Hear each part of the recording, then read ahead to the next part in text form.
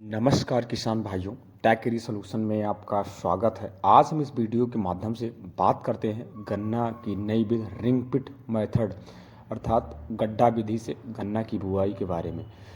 किसान भाइयों, यह विधि इस समय बहुत तेज़ी से प्रचलित हो रही है और इस विधि से बुआई करने से उत्पादन अच्छा मिलता है। साथ साथ में गन्ना गिरने की संभावनाएं भी कम रहती हैं और खेत में नमी ज़्यादा समय तक संचित रहती है और उत्पादन भी अधिक मात्रा में रहता है। किसान भाइयों, खेत को पहले अच्छे तरीके से तैयार कर लें।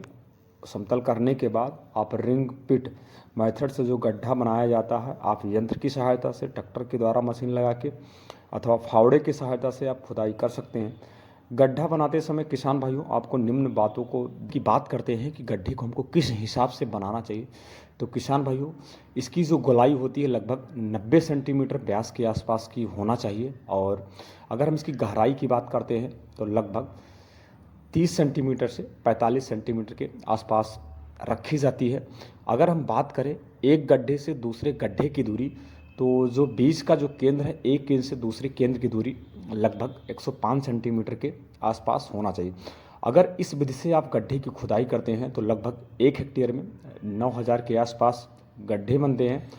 अतः किसान भाई, यदि इसको आप पर एकड़ के अनुसार करना चाहते हैं तो 3600 के आसपास होता है। लेकिन अभी हमारे बहुत सारे किसान भाई क्या करते हैं, जो गड्ढे से गड्ढे की बीच की दूरी है उसको थोड़ा बढ़ा दे रहे हैं। जैसा कि मैंने जब वीडियो शूट किया था तो वहाँ पे देखा था, तो देख सकते हैं अगर इस हिसाब से करते हैं तो 1 एकड़ में लगभग 2600 से 2700 गड्ढे बनते हैं। किसान भाइयों, गड्ढा बनने के बाद अच्छा उत्पादन लेने के लिए खाद की आवश्यकता होती है। जैसा कि हमने किसान भाई से जानने की कोशिश की थी और उन्होंने बताया था कि सबसे पहले वो मिट्टी की जांच करा लेते हैं, उसके बाद ही खाद का प्रयोग करते हैं, अथवा नहीं तो वो 4 से 5 किलोग्राम सड़ी हुई गोबर की खाद, अगर हम एनपीके खाद की बात करते हैं तो 12-32-16 60 से 70 ग्राम एनपीके 12-32-16 डाल देते हैं पर गड्ढे में और 40 किलोग्राम यूरिया दे देते हैं। और कीट से बचाव के लिए लगभग फिफ्रोनिल 5 ग्राम अथवा इन्होंने थार्मोथर्म पोस्ट बॉक्स का प्रयोग किया था।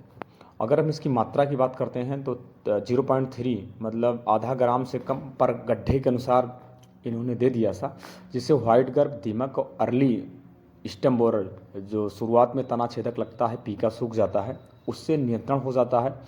और रेड रॉट से बचाव के लिए उसके पहले इन्होंने थायोफेनेट मिथाइल 70% WP में दवा आती है, उससे शोधन। जैसा कि आप देख रहे हैं, गड्ढे में बढ़िया से समतल कर लें। उसके बाद 1 से 2 आँख के टुकड़ों की बुआई की जाती है। जैसे साइकिल का पहिया होता है उसी अनुसार रिंग में पहले किनारे किनारे गन्ने के टुकड़े रख लिए जाते हैं, उसके बाद सीधी लाइन में रखते हैं। और यदि हम बात करते हैं एक गड्ढे में टुकड़ों की, तो आप 1 आँख से लेके 2 आँख के टुकड़े की बुआई आप कर सकते हैं। यदि आप 2 आँख वाले टुकड़े की बुआई करते हैं तो लगभग 18 से 20 टुकड़े की आवश्यकता होती है। यदि आप 1 आँख वाले टुकड़े की बुआई कर रहे हैं तो लगभग 40 टुकड़े की बुआई आप करें। क्या होता है, बुआई करने के बाद लगभग 85% तक जर्मिनेशन होता है। बुआई करने के बाद हल्की सी मिट्टी ऊपर चढ़ा दें।